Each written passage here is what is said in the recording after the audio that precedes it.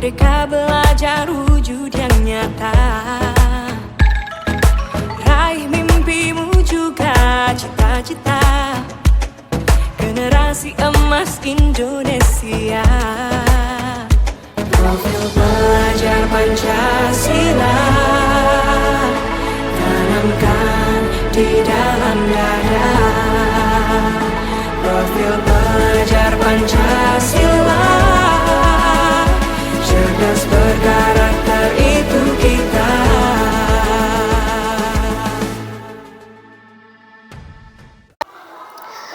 Selamat siang Bapak Ibu semua. Selamat siang, Bu. Untuk memulai kegiatan kita hari ini, bolehkah saya berpantun terlebih dahulu?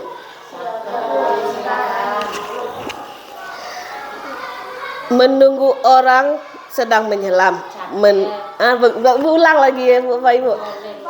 Menunggu orang sedang menyelam. Menunggunya di tepi dermaga. Jika saya mengucapkan salam, izinkanlah Bapak Ibu untuk menjawabnya. Assalamualaikum warahmatullahi wabarakatuh. Waalaikumsalam warahmatullahi wabarakatuh. Puji dan syukur marilah sama-sama kita panjatkan atas kehadiran Allah SWT yang telah memberikan rahmat dan hidayahnya sehingga kita dapat berkumpul hari ini untuk menyaksikan pemaparan saya tentang modul CGP.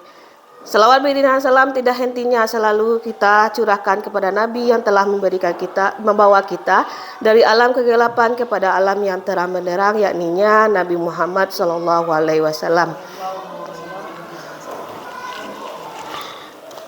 Yang saya hormati Bapak Ibu sekalian, saya terima kasih karena kesediaan waktu yang Bapak Ibu berikan kepada saya untuk menyaksikan pemaparan saya tentang budaya positif yang terdapat pada modul 14 guru penggerak. Adapun yang akan saya paparkan hari ini adalah pengimbasan modul 14 budaya positif. Untuk memulai, bagaimana kalau kita ice breaking dulu Bapak Ibu? Boleh? Boleh Bapak Ibu? Ice breakingnya, clue-nya adalah tolong perhatikan pertanyaan saya seperti ini.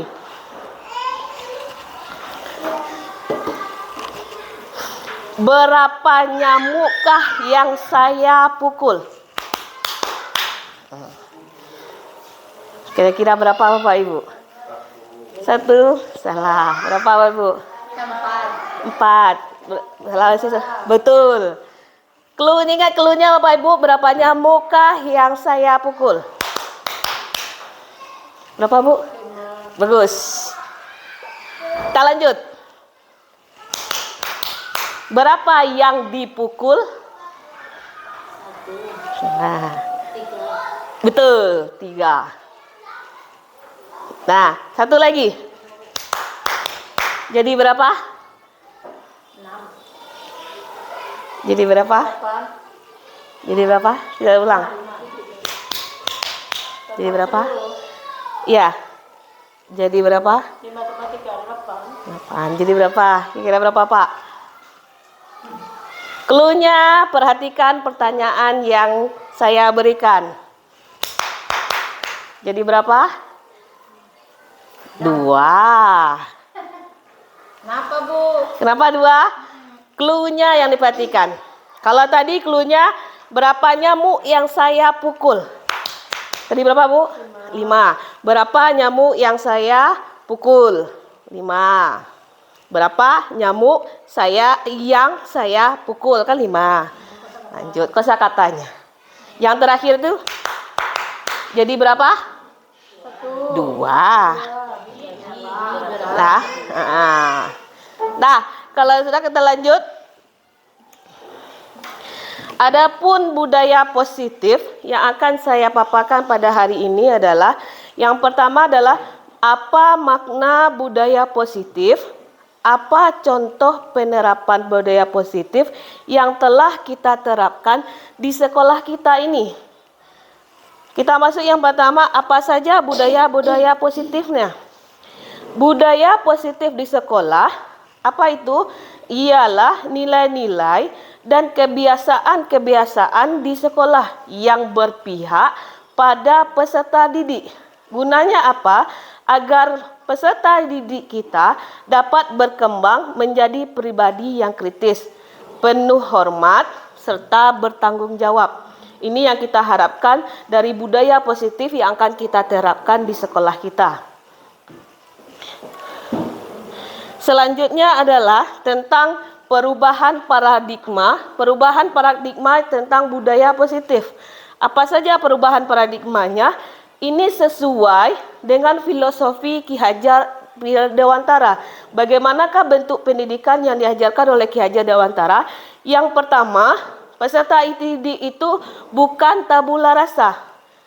Yang kedua, semua anak atau semua peserta didik itu terlahir dengan bakatnya masing-masing, atau peserta didik kita di sekolah mempunyai keunikannya masing-masing. Yang ketiga, perlunya kita menanam budi pekerti. Ini penting sekali, karakter bagi peserta didik kita. Yang keempat, tugas kita sebagai pendidik, sebagai guru adalah menuntun bakatnya. Karena setiap anak itu memiliki bakat yang berbeda. Tugas kita lah sebagai guru menuntunnya agar anak tersebut tumbuh dengan selamat dan bahagia. Apalagi filosofi yang diajarkan oleh Ki Hajar Dewantara, filosofi yang beliau ajarkan seperti ini, kita sebagai pendidik itu adalah ibarat petani. Petani yang kita menanam, dan kemudian kita yang membantunya tumbuh, seperti ibaratnya petani kita ibaratnya menanam jagung. Kitalah yang membantu bagaimana jagung tersebut mampu tumbuh dengan baik, mampu tumbuh semaksimal mungkin. Kitalah bagaimana kita memupuknya dengan bagus, bagaimana kita memberikan airnya yang benar, memberikan tanah yang bagus bagi tanaman jagung ini. Sama seperti kita sebagai seorang guru. Beginilah peserta didik. Yang selanjutnya, menurut filosofi Ki Hajar Dewantara, saat kita mengajar anak, kita harus berpedoman kepada dua kodrat. Apa dia itu? Kodrat alam serta kodrat zaman. Ini beriringan. Ketika kita menanamkan kodrat alam pada anak, berarti kita harus memperhatikan kodrat zamannya, sehingga anak ini tidak ketinggalan dari zaman saat mereka sekarang ini. Yang terakhir, menurut filosofi Ki Hajar Dewantara, seorang guru itu harus berpihak pada anak. Kita harus menghamba anak, bukan kita yang bertuan kepada anak, tidak, tapi kita menghamba pada anak, berpihak pada anak. Jadi pengajaran kita dalam kelas itu benar-benar mengetahui bagaimana anak tersebut. Selanjutnya, yang harus kita perhatikan dalam pembelajarannya adalah untuk perubahan paradigma. Apa dia perubahan paradigma? Perubahan paradigma ini untuk membangun budaya positif. Di sini apa gunanya? Budaya positif ini perlu kita kembangkan untuk menyediakan, kita di sekolah itu untuk menyediakan lingkungan yang positif, lingkungan yang baik untuk anak, lingkungan yang aman dan nyaman, sehingga murid-murid kita mampu berpikir, mampu bertindak, dan mencipta dengan merdeka, mandiri, serta bertanggung jawab atas apa yang mereka lakukan. Dalam penerapan perubahan paradigma ini, kita harus menerapkan disiplin yang dikaitkan dengan kontrolnya. Dalam kontrol ini, kontrol apa yang kita pakai adalah kontrol guru dalam menghadapi murid. Adapun kontrolnya, nanti kita bahas adapun kontrol selanjutnya. Budaya positif yang selanjutnya yang akan kita bisa kembangkan di sekolah adalah yaitu tentang disiplin. Mungkin Bapak Ibu sekalian, kita selama ini sudah menerapkan disiplin pada anak. Menurut kita nih, disiplin di sini dikaitkan dengan tata tertib, teratur, dan kepatuhan. Disiplin di sini berkenaan dengan hukuman, padahal itu sungguh berbeda dengan berbeda karena belajar dengan disiplin tidak harus memberi hukuman. Maksudnya apa? Selama ini kita menerapkan disiplin kepada peserta didik kita. Cuma ketika mereka melakukan kesalahan, kadang-kadang kita memberikan mereka hukuman. Ya kan Bapak Ibu? Nah, disinilah tidak semua kita dalam menerapkan disiplin itu harus memberikan hukuman ketika mereka melakukan kesalahan. Justru disiplin ini adalah salah satu alternatif terakhir. Justru hukuman ini adalah alternatif terakhir. Kalau perlu, hukuman ini tidak kita berikan lagi kepada anak. Kenapa? Sifat hukuman ini ada beberapa sifatnya. Nanti kita bahas Bapak Ibu apa saja sifatnya. Dalam menerapkan disiplin, kita harus memakai motivasi perilaku manusia. Ini, dalam kegiatan budaya positif ini, yang harus kita perhatikan bagaimana motivasi perilaku manusia. Motivasi perilaku manusia itu ada dua. Ada yang dari dalam dirinya, ada yang berasal dari lingkungannya. Motivasi yang berasal dari diri itu namanya internal. Sedangkan motivasi yang berasal dari luar dirinya itu namanya motivasi eksternal. Apa saja gunanya? Ini ada dua motivasi. Metode eksternal. Apa gunanya? Metode eksternal itu ada dua gunanya. Yang pertama, untuk menghindari ketidaknyamanan atau hukuman.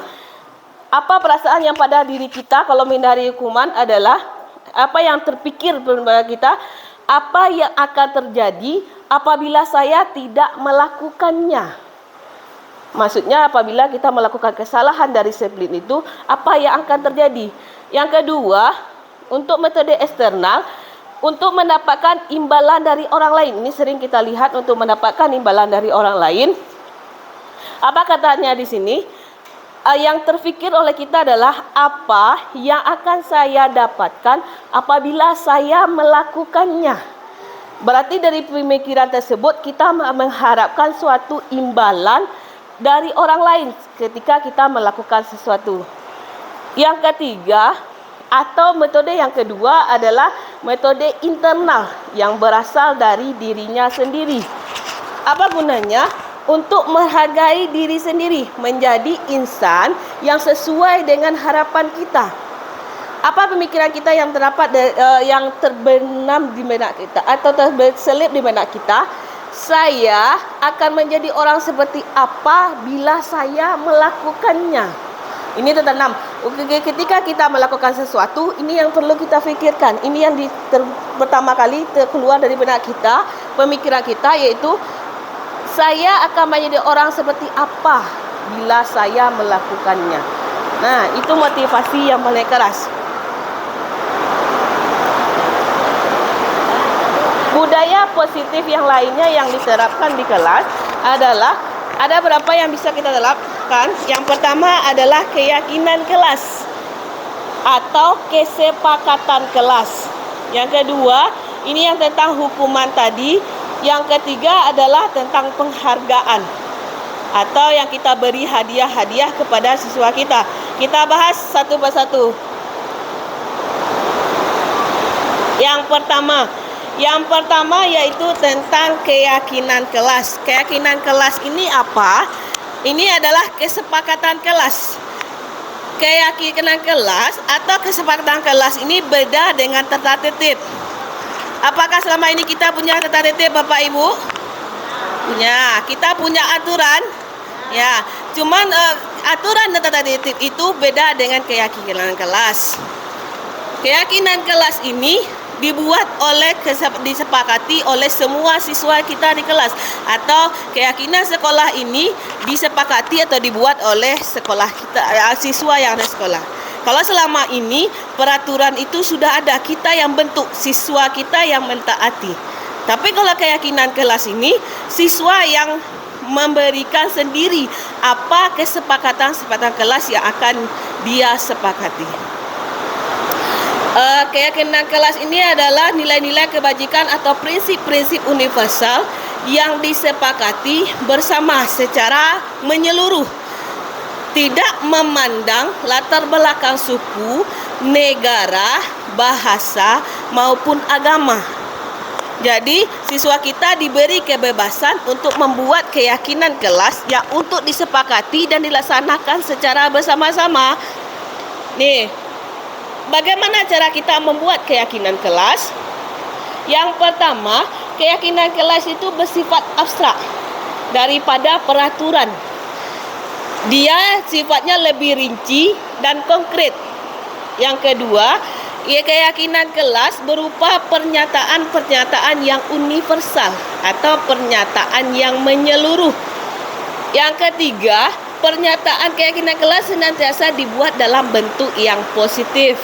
Kalimat-kalimatnya kita gunakan kalimat-kalimat yang bagus, yang mudah anak memahaminya. Keyakinan kelas hendaknya tidak terlalu banyak. Kalau selama ini kita bawa peraturan, misalnya di peraturan kelas 1 ada 12. Panjang kalimatnya sampai 2 baris. Kalau untuk keyakinan kelas, kita buat yang singkat-singkat saja, yang mudah dipahami anak dan mudah untuk diterapkan. Sehingga dalam hal ini anak mudah mengingatnya. Selanjutnya, semua warga kelas sebaiknya ikut berkontribusi dalam membuat kegiatan kelas lewat curah pendapat.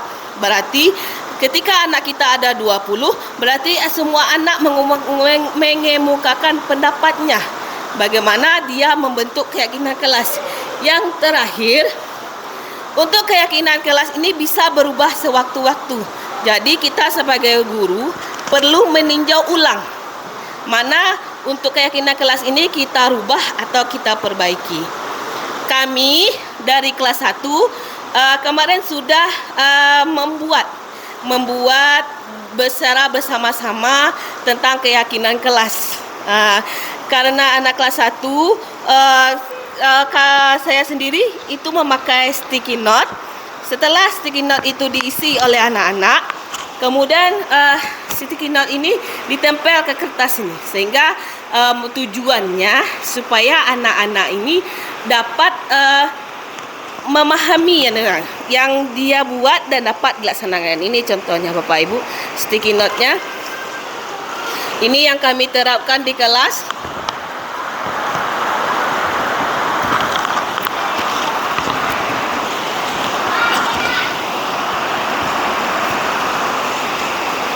Ini Bapak Ibu sticky note-nya yang kami buat dan kami diskusikan bersama-sama tentang keyakinan kelas. Kemarin ada anak yang membuat keyakinan kelasnya 1, ada yang 2 yang dia buat di sticky note dan disepakati mana yang akan diterapkan di kelas 1. Ini contohnya Bapak Ibu.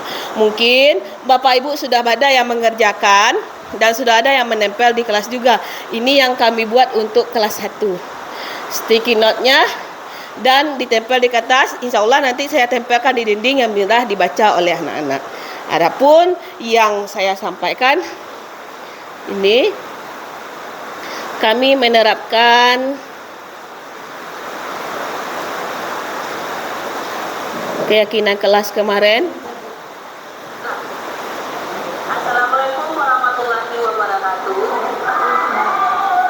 Ini saya paparkan videonya Bapak Ibu bagaimana kami menerapkan keyakinan kelas kemarin. Apakah semuanya sehat? Tetap semangat? Bulannya, apa kabarnya hari ini? Allahu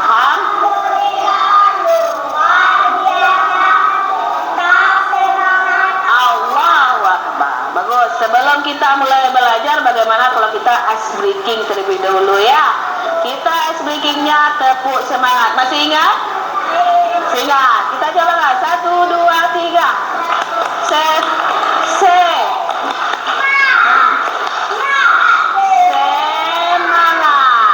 Nah, semangat coba ya. Semangat. Nah, hari ini kita akan membuat tentang keyakinan kelas. Apa yang akan kita buat? Anak ibu pernah dengar tata tertib? Pernah dengar peraturan?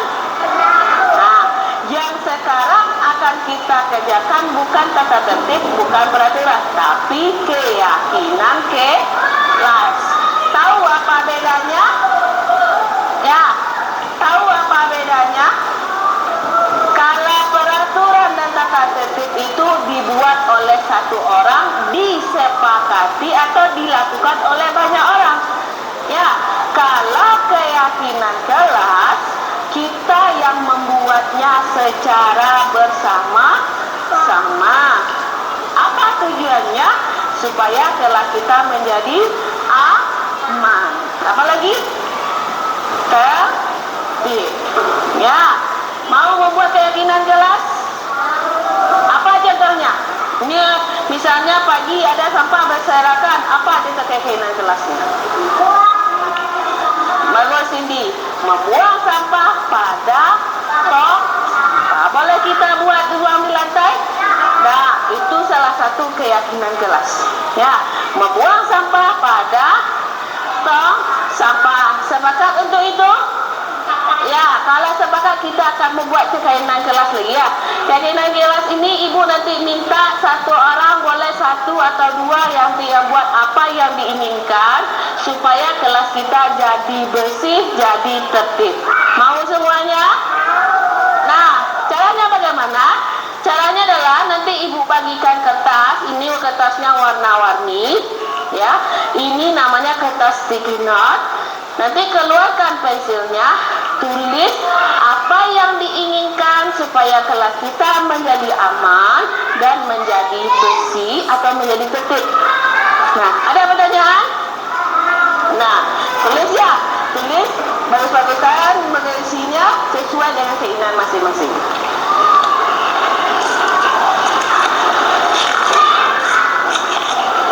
Nanti kalau mau lebih dari satu boleh ambil kertasnya lagi ya. Coba tulis terlebih dahulu.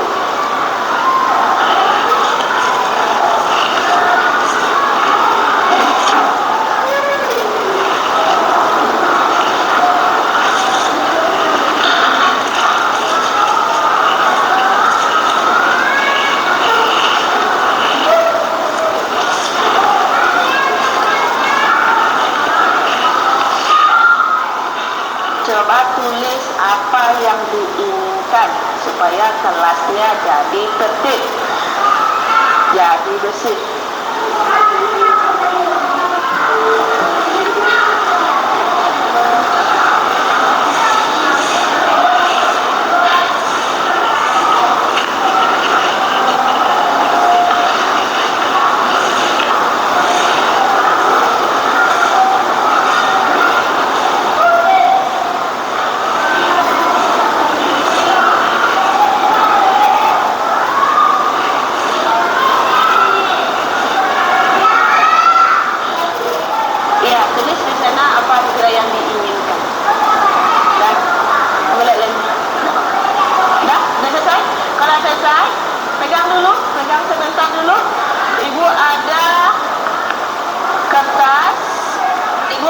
Kertas ya.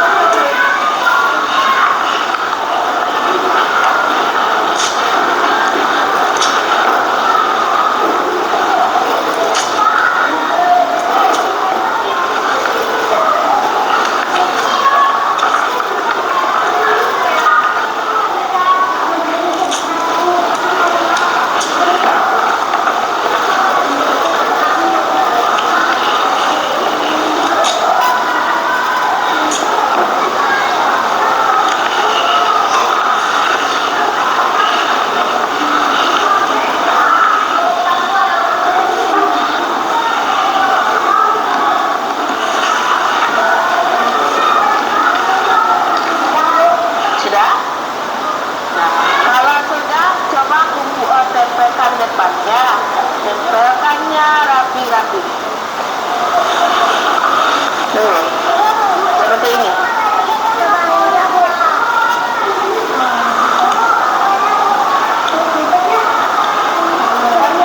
Bisa tempelnya? Ini tempelnya dulu, ini tempelnya. Nah, lipat bagian lemnya. Bisa? Nah, lipat bagian lemnya. Bisa tempel. Dilipat bagian.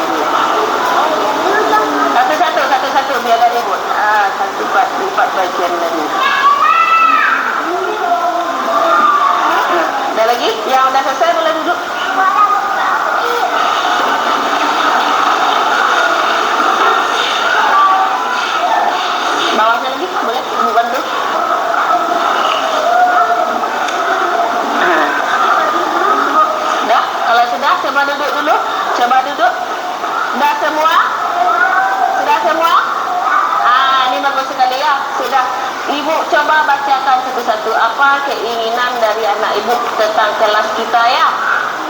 Ini ada, membuang sampah di tempat sampah. Tadi sudah ya, bagus. Ada tidak makan-makan saat belajar. Kita setuju?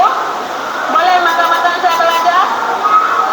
Ada lagi selalu tersenyum. Ini bagus sekali. Saat belajar kita harus selalu tersenyum. Ini bagus. Benar-benar ya. Ada lagi tidak makan-makan saat belajar. Sama tadi ya. Sudah ada. Membawa buku. Betul. Ke sekolah harus membawa buku. Jadi anak ibu bukunya tidak boleh tinggal ya di rumah. Tidak berkata kotor. Bagus. Apa saja berkata kotor? Berkata yang tidak baik atau menyebut nama orang tua boleh? Tidak. Meruncing pensil sendiri. Ini bagus. Ya, harus bisa meruncing pensil sendiri. Ada lagi menyayangi teman. Kita harus menyayangi teman. Haruskah kita menyayangi teman? Harus. Tapi artinya kita tidak boleh bersama. Bisa lanjut? Ada di sini dibuat dari segi tidak ribut. Bolehkah kita belajar ribut? Bolehkah mengeluarkan suara yang lebih keras saat belajar? Ya. Kita lanjut. Ini lagi. Saling menghormati. Ya. Kita harus saling menghormati kepada guru dan kepada teman. Ini bagus sekali ya. Ini tidak berkata. Ada lagi. Rajin belajar. Ya. Kita harus rajin belajar. Apakah semuanya?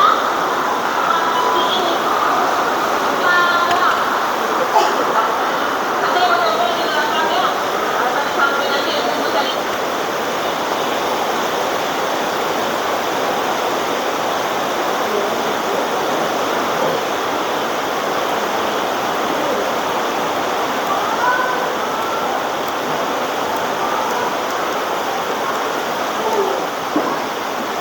Baiklah Bapak Ibu, tadi saya coba tayangkan bagaimana kami menerapkan atau merumus keyakinan kelas di kelas 1.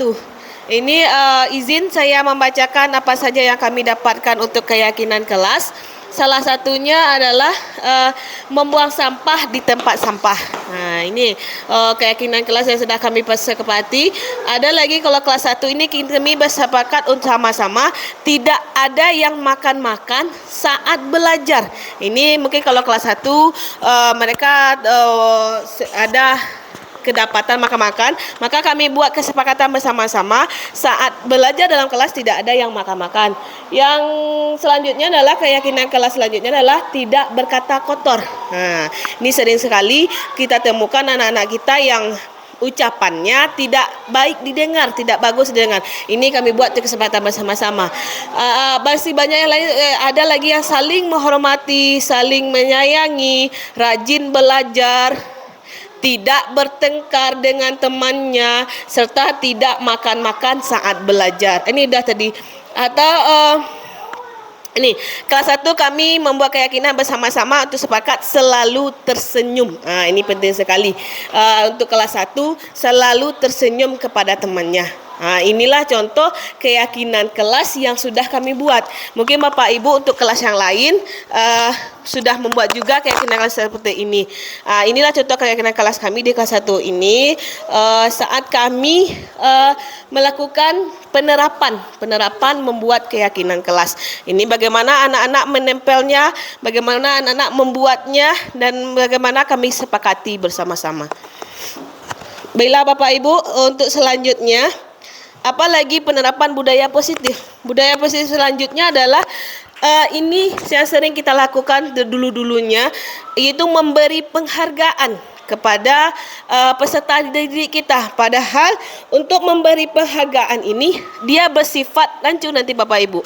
Di sini menurut kami memberi penghargaan itu kita bisa saja dihukum oleh penghargaan tersebut. Contoh, anak itu pintar, kita berikan dia juara 1, ada hadiahnya. Atau dia kelas mampu, kita kasih bonusnya.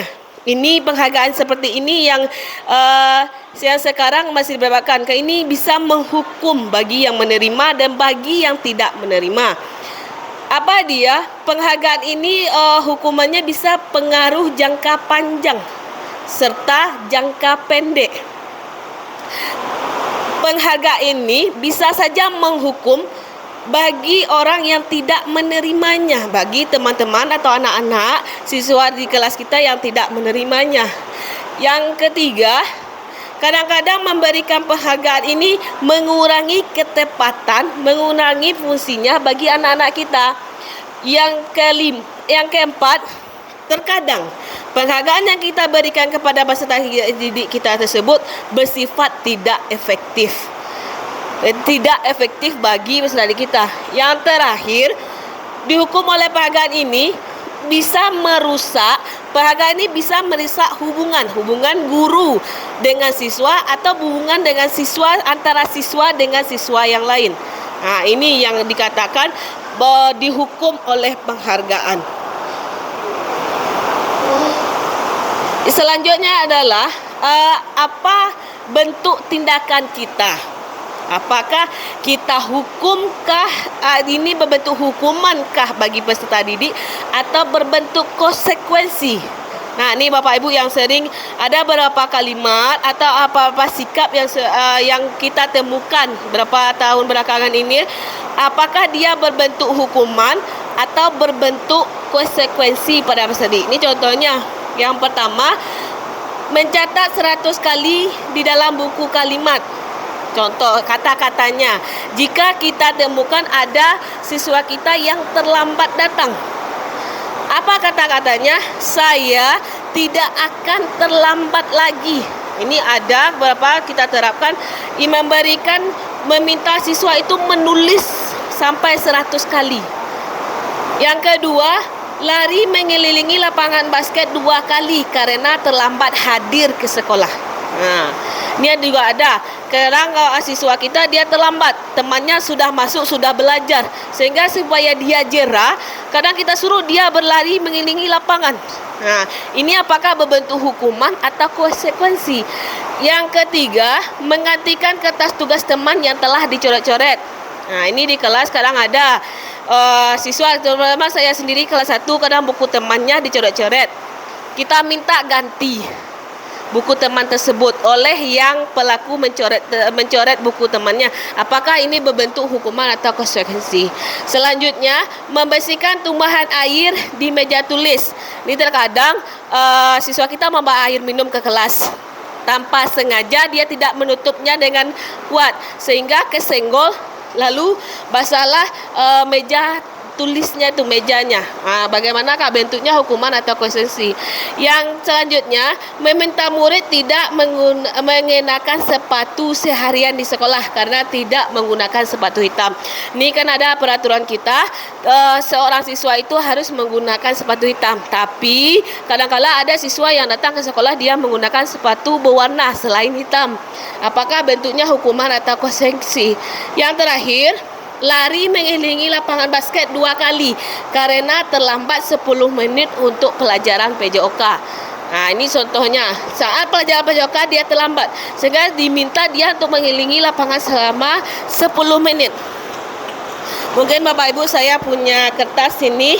Saya mohon Bapak Ibu, apakah ini berbentuk konsekuensi kah dia atau hukuman? Boleh kita diskusi bersama-sama Bapak Ibu.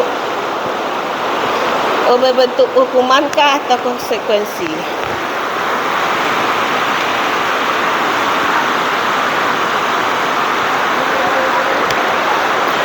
Kita akan menentukan dia bentuk hukuman atau konsekuensi. Mohon izin Bapak Ibu, kalimatnya bentuk hukumankah dia atau bentuk konsekuensi? Modelnya ada modelnya.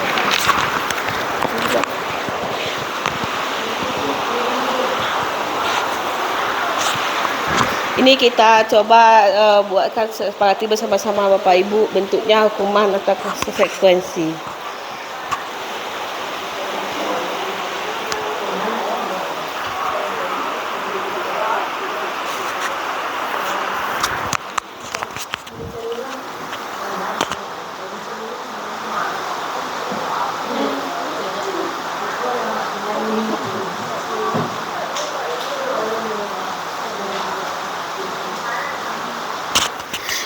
Ini ada beberapa kalimat yang saya coba untuk merancangnya Bapak Ibu tentang penerapan perbedaan hukuman dengan konsekuensi. Nah, ini saya berikan. Apakah itu dia hukuman atau konsekuensi?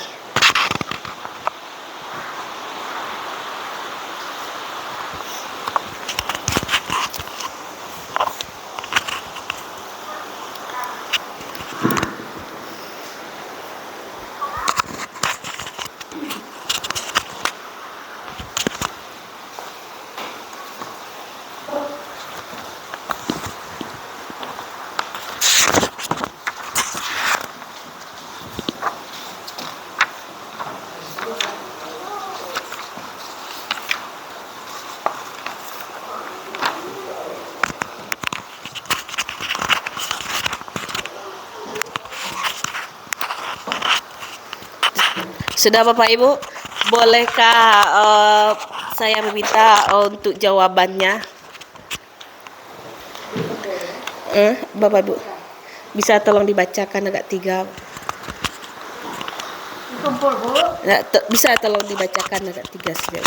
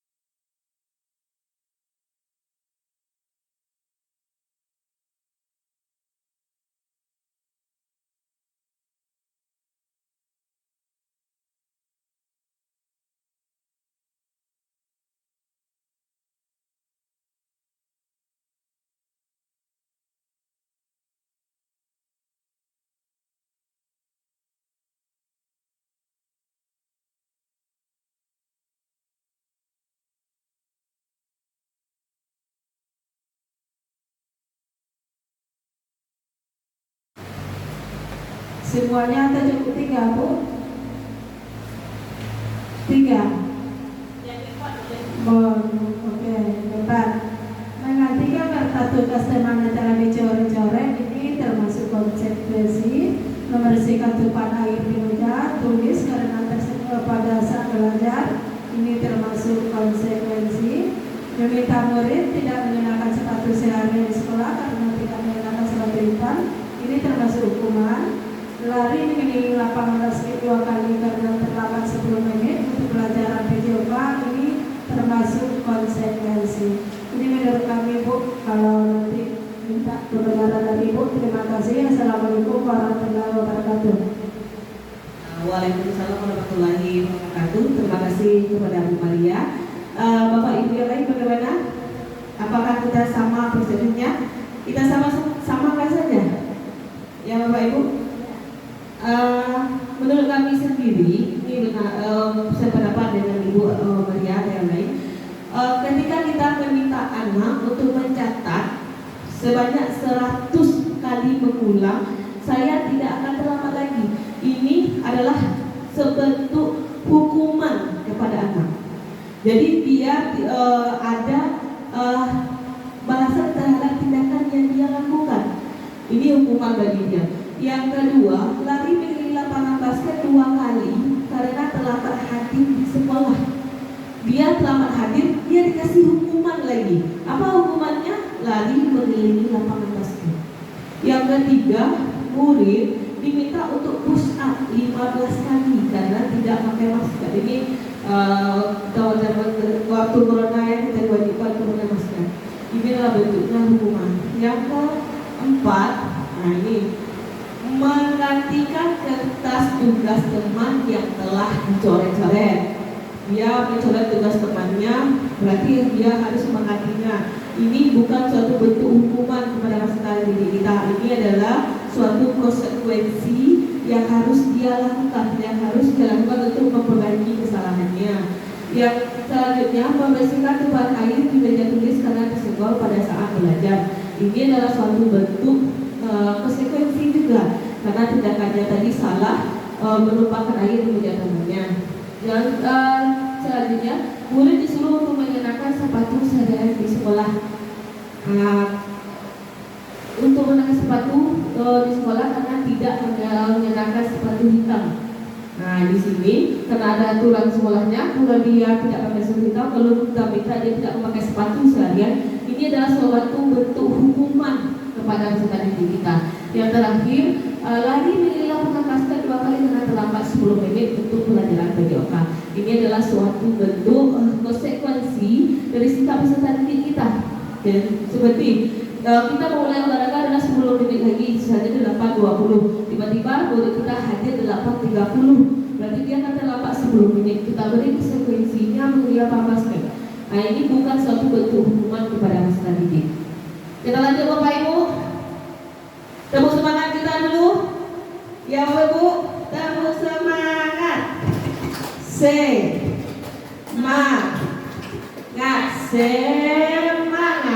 Baiklah, kita lanjut Bapak Ibu biar tidak ngantuk. Kita lanjut. Nah, ini apakah perbedaan hukuman dengan konsekuensi?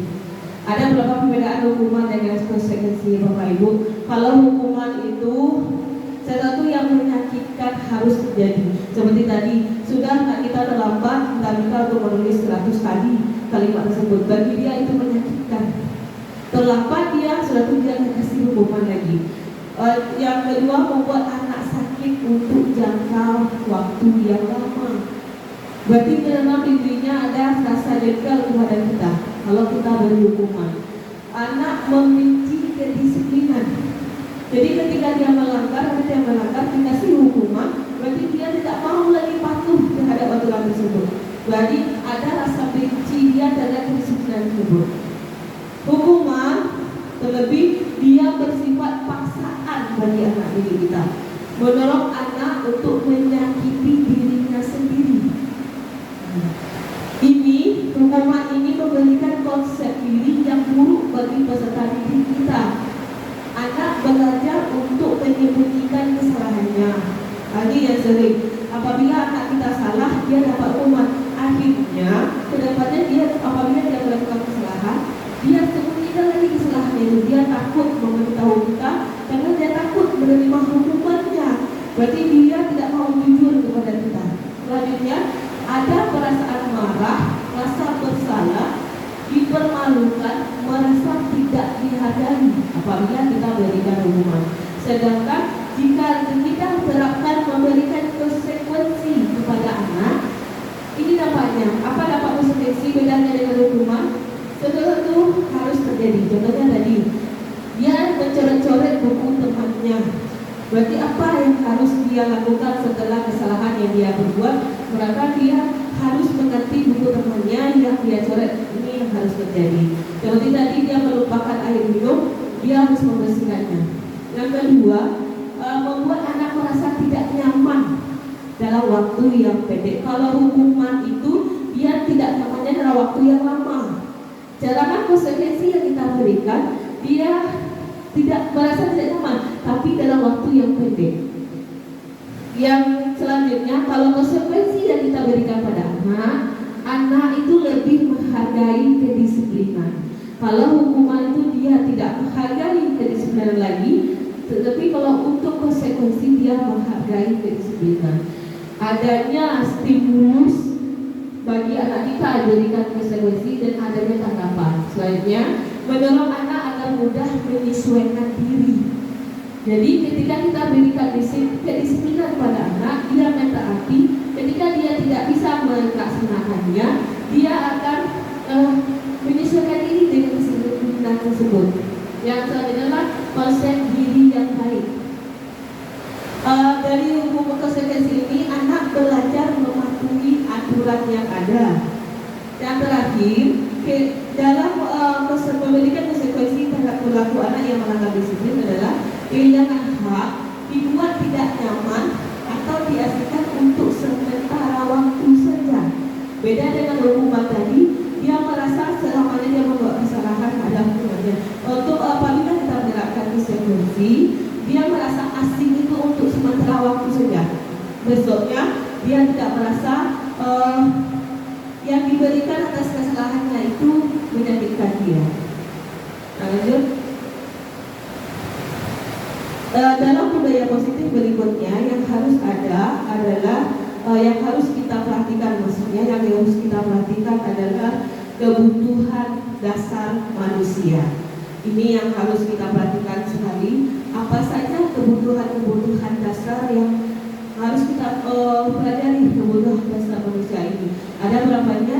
Yang pertama adalah cinta kasih, adanya kasih sayang atau perasaan diterima. Yang kedua apalagi penguasaan. Yang ketiga adanya kesenangan. Yang keempat adanya kebebasan. Yang kelima ada kebutuhan hidupnya, kebutuhan hidup manusia.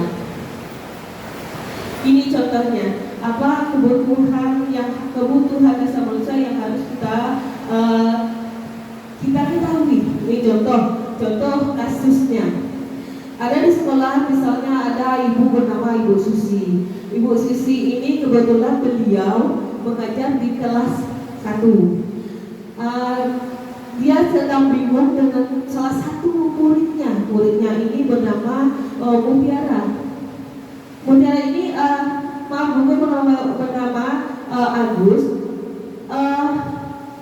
Beberapa anak telah datang dan mengeluhkan Agus yang sering sekali meminta bekal makan siang teman-temannya, tapi dia memintanya dengan secara paksa. Jadi anak-anak ini mengeluh karena sering diminta makanan ini oleh Agus. Bukannya mereka tidak mau memberikan, tapi Agus lebih sering memberikan makanan ini dengan cara terpaksa. Jadi timbul tidak kenyamanan bagi teman-temannya. Jika kita berada di situasi ini sering juga kita berada di sini, Bapak Ibu, bagaimana cara kita menghadapi sikap Agus yang seperti ini? Kira-kira apa alasannya? Nah, bagaimana Bapak Ibu? Ada yang mau memberikan tanggapannya? Beberapa kini soal kita kan ada ditemui. Bagaimana cara kita menerapinya? Ya, Bapak Ibu, Assalamualaikum warahmatullahi wabarakatuh. Ini kan sebenarnya jika ada menghadapi situasi seperti ibu tadi, apa yang akan kita lakukan? Nah, kalau menurut saya, kita panggil dulu Agusnya, Bu. Lalu kita tanyakan ke dia, apa sebab dia melakukan hal yang seperti itu. Mungkin saja kebutuhan dasarnya ada yang belum terpenuhi, mungkin kasih sayang dari penjelasan ibu tadi, mungkin kasih sayang antara mereka, mungkin dia merasa disisihkan. Jadi untuk menarik perhatiannya dia melakukan hal seperti itu. Jadi kita tanyakan sama anak tersebut, ini menurut saya ya Bu ya. Lalu kita netralisir, lalu kita sampaikan kepada teman-temannya, dan kita rangkul lagi dia bersama. Lalu kita jelaskan, tadi ibu sudah menyatakan bahwa kita membentuk keyakinan kelas. Keyakinan kelas ini kan yang positif tadi ibu jelaskan ya Bu. Nah, jadi kita kembalikan dia untuk mengingat keyakinan kelasnya bahwa di situ tadi ada saling menyayangi. Nah, itu menurut saya. Terima kasih. Assalamualaikum warahmatullahi wabarakatuh. Waalaikumsalam warahmatullahi wabarakatuh. Adakah Bapak Ibu kata yang lain atau kita mulakan ke sini? Terima kasih Bu Wasti. Menurut pendapat saya juga mungkin hampir sama dengan yang disampaikan Bu Wasti tadi. Bagaimana cara kita mengatasinya? Yaitu kita memahami dulu kebutuhan yang sebenarnya yang tidak terpenuhi oleh Agus tadi. Jadi ini kita panggil dia, kita tanyakan. Contohnya apabila kita tanya mengapa Agus mengambil punya teman, dia menjawab karena dia lapar dan tidak membawa bekal ke sekolah. Nah, ini kebutuhan hidup mana yang harus dia penuhi atau yang tidak terpenuhi oleh Agus, yaitu kebutuhan untuk bertahan hidup. Kalau dia menjawabnya karena dia senang temannya memperhatikan dia, berarti ada kebutuhan dasar hidup yang tidak terpenuhi oleh Agus, yaitu kebutuhan akan kasih sayang dari teman-temannya. Ini yang perlu kita perhatikan, karena ada anak yang dia ingin diperhatikan oleh teman-temannya. Apabila jawabannya karena dia ingin temannya jadi takut dan ingin menuruti keinginannya, ini suatu bentuk penguasaan atas kemampuan. Atau jawabannya nanti karena Agus ini iseng saja, jadi karena ia ingin melihat teman-temannya kesal ketika dia mengambil makanannya. Ini adalah suatu bentuk kebutuhan kesenangan. Dalam di sini kita sebagai pendidik, kita harus memahami memecahkan masalah itu dalam 5 posisi kontrol. Apa 5 posisi kontrolnya? Motivasinya berasal dari luar atau dari dalam diri dalam diri sendiri. Apanya? 5 posisi kontrol ini, yang pertama adalah sebagai pengukur, pembuat merasa bersalah, teman, pemantau, manajer. Jadi kita sebagai peserta didik ini bisa menggunakan 5 posisi kontrol. Nah, 5 posisi kontrol ini bisa kita pakai dalam restitusi. Nah, ini contoh, ini bagian dari budaya positif, yaitu restitusi. Apa itu restitusi? Restitusi adalah proses menciptakan kondisi bagi murid untuk memperbaiki kesalahan mereka, sehingga mereka bisa kembali pada kelompok mereka dengan karakter yang lebih kuat. Ini menurut Gosen tahun 2004.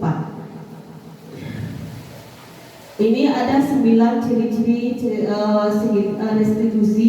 Yang pertama adalah bukan untuk menebus kesalahan. Jadi kita mengadakan segitiga restitusi pada anak bukan untuk menebus kesalahan, tapi untuk belajar dari kesalahan, memperbaiki hubungan, tawaran. Kita bersifatnya kalau menyelesaikan masalah itu menawarkan kepada peserta didik, bukan paksaan. Restitusi menuntut untuk melihat ke dalam diri peserta didik. Restitusi ini mencari kebutuhan dasar yang mendasari tindakan. Restitusi diri adalah cara yang paling baik untuk memperbaiki kesalahan yang dibuat oleh peserta didik kita. Restitusi fokus pada karakter. Nah, ini yang penting sekali Bapak Ibu. Restitusi yang kita adakan itu fokusnya untuk memperbaiki karakter peserta didik, bukan tindakannya, bukan sikapnya. Yang ke-8 adalah restitusi ini kita mencari solusinya, bagaimana menyelesaikan masalah tersebut. Yang terakhir, restitusi ini mengembalikan murid yang berbuat salah kepada kelompoknya. Ini restitusi ini yang kami pakai adalah, ini dia segitiga restitusi. Apa saja yang termasuk dalam segitiga restitusi? Bagaimana cara kita menerapkannya? Penerapannya itu ada 3. Yang pertama, apa yang harus kita lakukan jika anak itu berbuat salah dan kita bisa memakai segitiga restitusi ini. Yang pertama adalah menstabilkan identitas. Bagaimana cara menstabilkan identitasnya? Apabila anak itu berbuat salah, apa yang bisa kita sampaikan? Contohnya, kita menyatakan pada anak, setiap orang pasti melakukan kesalahan. Kamu bukan satu-satunya yang melakukan kesalahan. Ini cara kita menstabilkan permasalahan yang ada. Yang kedua, validasi tindakan yang salah. Apa yang bisa kita lakukan? Untuk validasi tindakan yang salah yang bisa kita lakukan adalah contoh kata-katanya. Kamu tentu punya alasan mengapa melakukan kesalahan tersebut. Nah, ini yang harus kita tanyakan kepada anak supaya tindakan yang salah itu bisa dia ungkapkan. Yang kedua adalah adakah cara yang lebih efektif untuk mendapatkan apa yang kamu butuhkan untuk validasi tindakannya. Yang terakhir, yang setelah kita mengetahui bagaimana permasalahan itu, bagaimana permasalahan bisa terjadi, yang terakhir yang kita kita lakukan adalah menanyakan keyakinan. Nah, ini contoh yang kita buat tadi, yang disampaikan oleh Bu Wasni tadi. Setelah kita temukan kesalahannya, bagaimana kita mengembalikan dia untuk menyelesaikannya. Kita tanyakan apa keyakinan kelasnya. Nah, keyakinan kelasnya apa? Contohnya yang bisa kita tanyakan, nilai-nilai apa yang telah kita sepakati?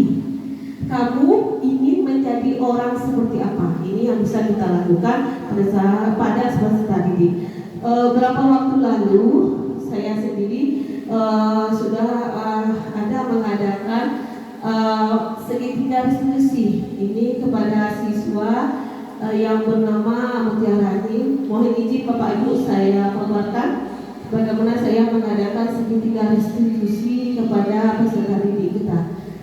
Ini permasalahan yang ditemukan adalah Mutiara ini dia tidak mengerjakan tugas dalam kelas sehingga dia banyak beruntung. Jadi di sini saya menggunakan segitiga restitusi. Mohon izin Bapak Ibu saya paparkan.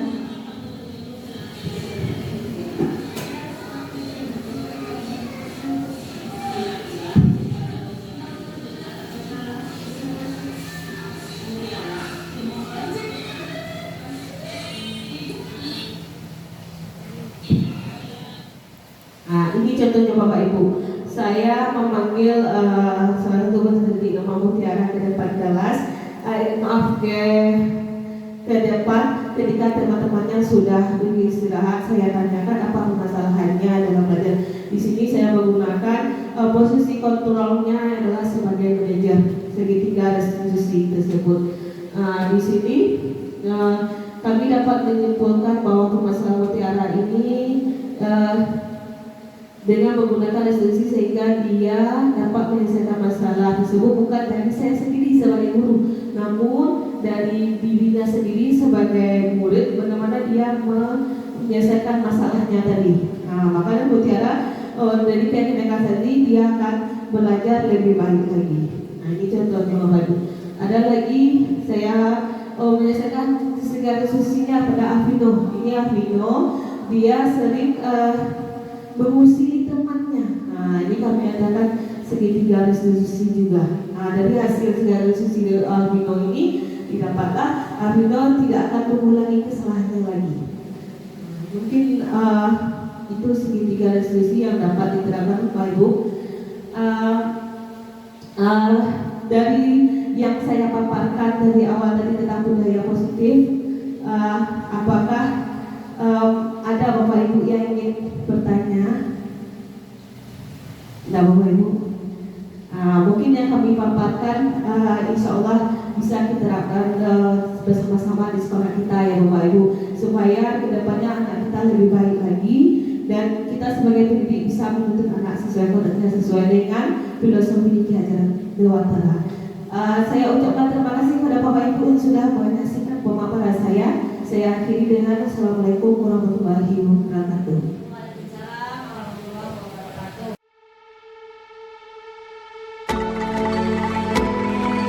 Lah. Assalamualaikum warahmatullahi wabarakatuh.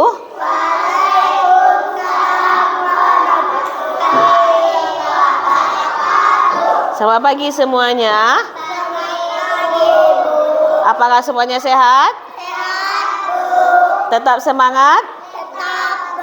Ibu tanya, apa kabarnya hari ini?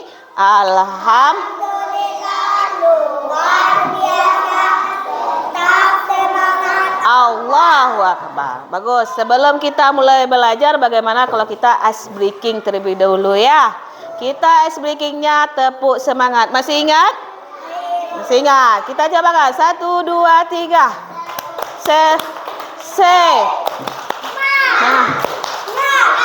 Semangat. Nah, semangat untuk belajar? Semangat.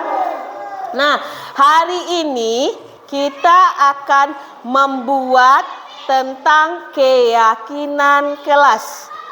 Apa yang akan kita buat? Keyakinan kelas. Nah, anak ibu pernah dengar tata tertib?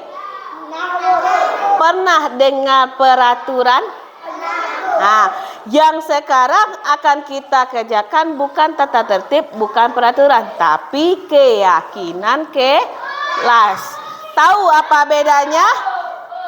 Ya, tahu apa bedanya?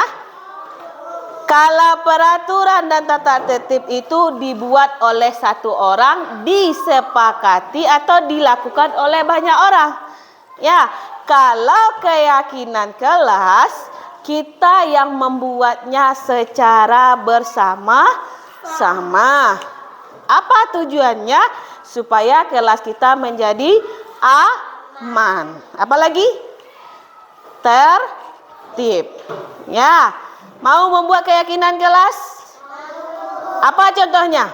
Ini misalnya pagi ada sampah berserakan. Apa contoh keyakinan kelasnya? Bagus Cindy. Membuang sampah pada tong sampah. Boleh kita buang di lantai? Nah, itu salah satu keyakinan kelas. Ya, membuang sampah pada tong sampah. Sepakat untuk itu? Ya, kalau sepakat kita akan membuat keyakinan kelas lagi ya. Keyakinan kelas ini ibu nanti minta satu orang boleh satu atau dua yang buat apa yang diinginkan supaya kelas kita jadi bersih, jadi tertib. Mau semuanya? Nah, caranya bagaimana? Caranya adalah nanti ibu bagikan kertas. Ini kertasnya warna-warni, ya. Ini namanya kertas sticky note. Nanti keluarkan pensilnya. Tulis apa yang diinginkan supaya kelas kita menjadi aman dan menjadi bersih atau menjadi tertib. Nah, ada pertanyaan? Nah, tulis ya. Tulis bagus-baguskan isinya sesuai dengan keinginan masing-masing.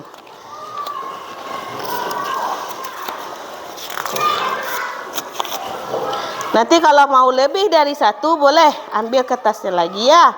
Coba tulis terlebih dahulu.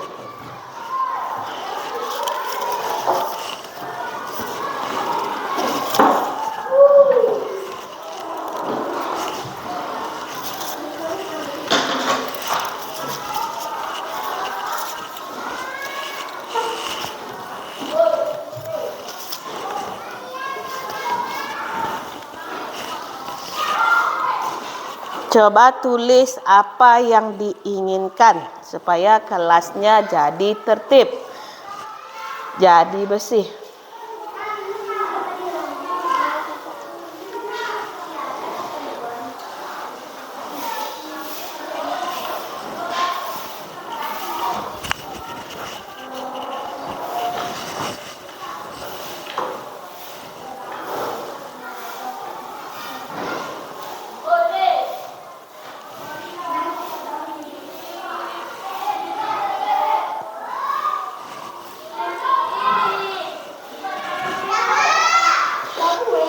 Iya, tulis di sana apa kira-kira yang diinginkan.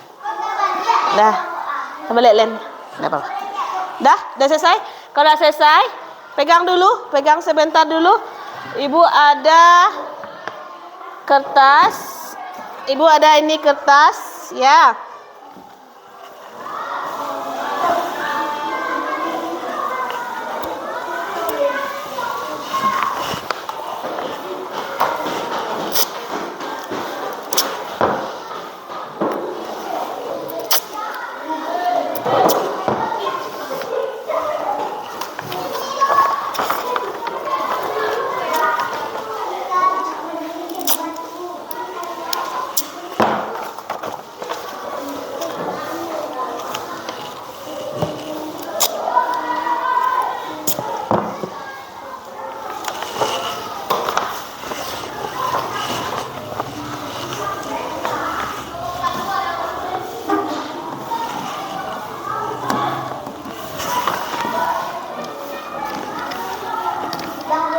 Sudah? Nah, kalau sudah, coba tempelkan depan ya. Tempelkannya rapi-rapi. Tunggu. Seperti ini.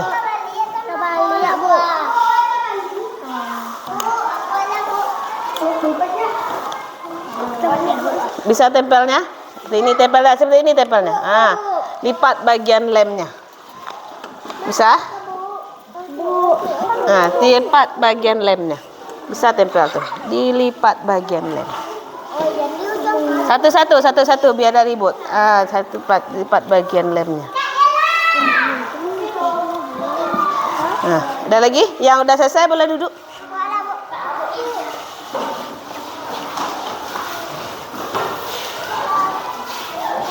Bawahnya lagi, boleh Bu bantu? Dah. Dah, kalau sudah coba duduk dulu. Coba duduk. Sudah semua? Sudah semua? Ini bagus sekali ya. Sudah. Ibu coba bacakan satu-satu apa keinginan dari anak ibu tentang kelas kita ya.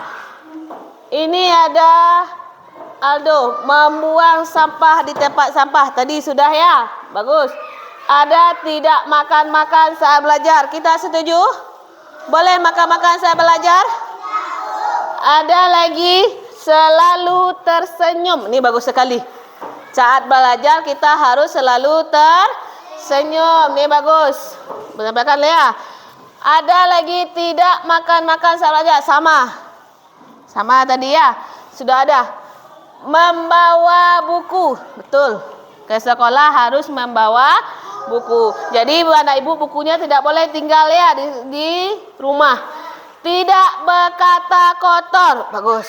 Apa saja berkata kotor? Berkata yang tidak baik. Atau menyebut nama orang tua. Boleh? Tidak. Meruncing pensil sendiri. Ini bagus. Ya, harus bisa meruncing pensil sendiri. Ada lagi menyayangi teman. Kita harus menyayangi teman. Haruskah kita menyayangi teman? Harus.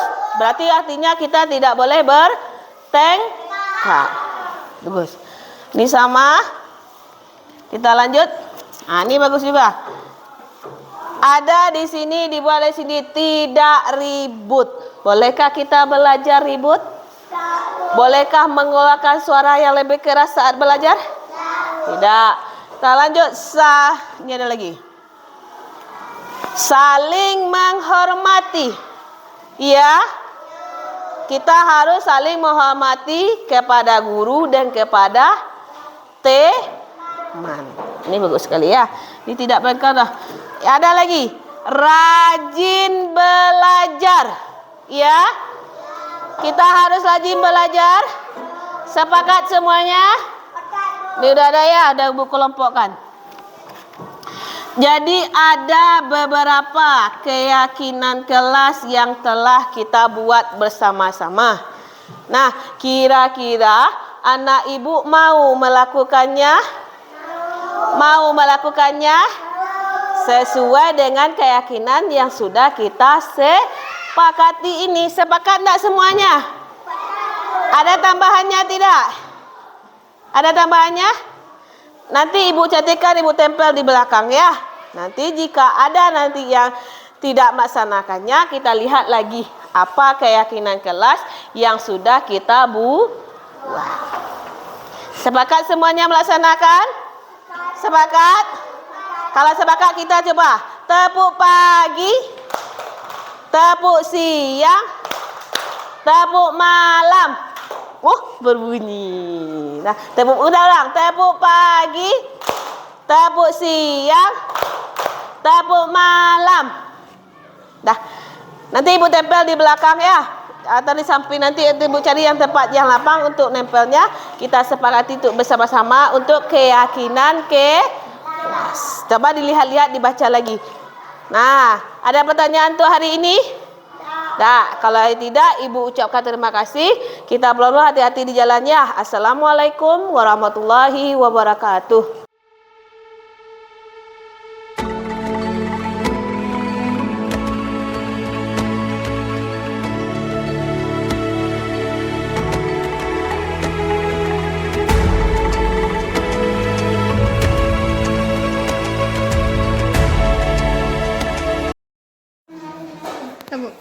Rino, apa yang kamu lakukan tadi terhadap Nabila? Saya mengganggu dia sedang membuat tugasnya.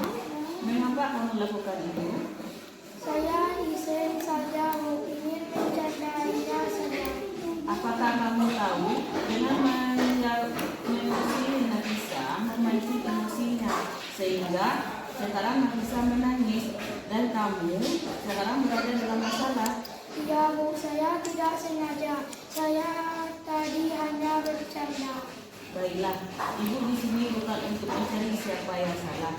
Ibu di sini untuk mencari penyelesaian sama-sama, berpikir sama-sama tentang yang bisa kita lakukan untuk menjaga masalah ini. Kamu melakukan pasti punya alasan, bukan? Pasti bahagia bila kawan tersebut bisa menangis dia begitu, no? Ya, Ya, ibu lihat kamu merasa senang melakukannya, tetapi kamu tidak tahu yang kamu lakukan itu menyakiti orang lain sehingga sekarang kamu dalam masalah. ya. Sekarang mari kita bicarakan tentang keyakinan kelas, keyakinan sekolah kita. Apa yang kita percayai, yang mana yang belum kamu tunjukkan.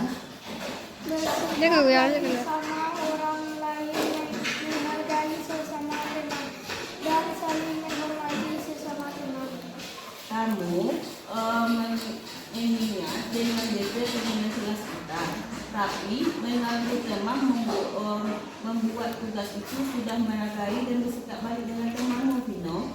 Tidak. Kamu ingin menjadi orang seperti apa kalau terus bersikap musuh di kelas? Saya ingin jadi orang yang baik dan bisa menghargai teman. Baiklah, sekarang apa yang bisa kamu lakukan untuk menyelesaikan masalah ini? Saya akan minta maaf kepada Nafisa dan berjanji untuk tidak mengulangi lagi. Bagus, tapi sekiranya nanti diulangi lagi bagaimana, Vino? Saya bersedia menerima sanksi yang Ibu beri. Baiklah, sekarang kamu boleh kembali ke kelas dan minta maaf sama Nafisa ya, Vino.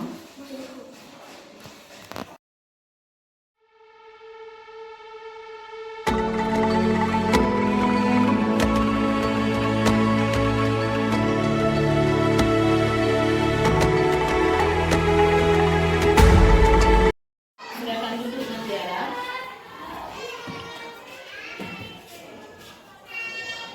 Kenapa kamu terminum saat belajar tadi, Natiara? Kira-kira tindakan Mutiara itu benar atau salah? Mutiara, semua orang pernah melakukan kesalahan, termasuk ibu.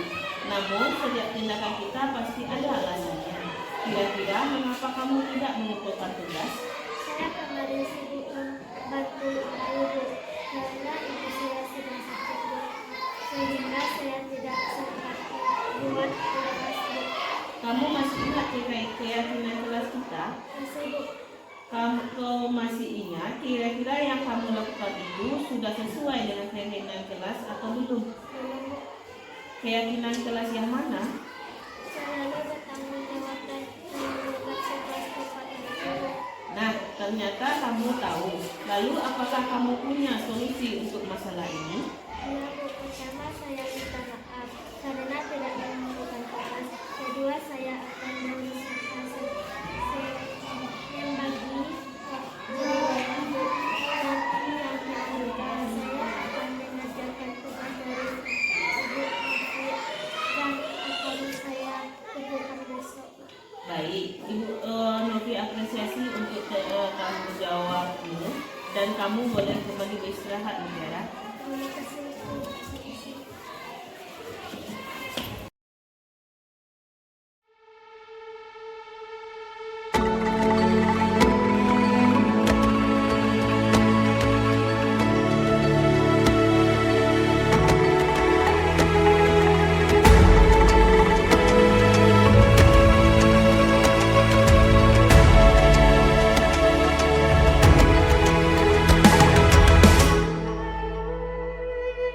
Ayo memilih apa yang kau suka.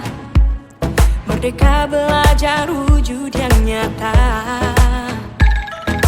Raih mimpimu juga cita.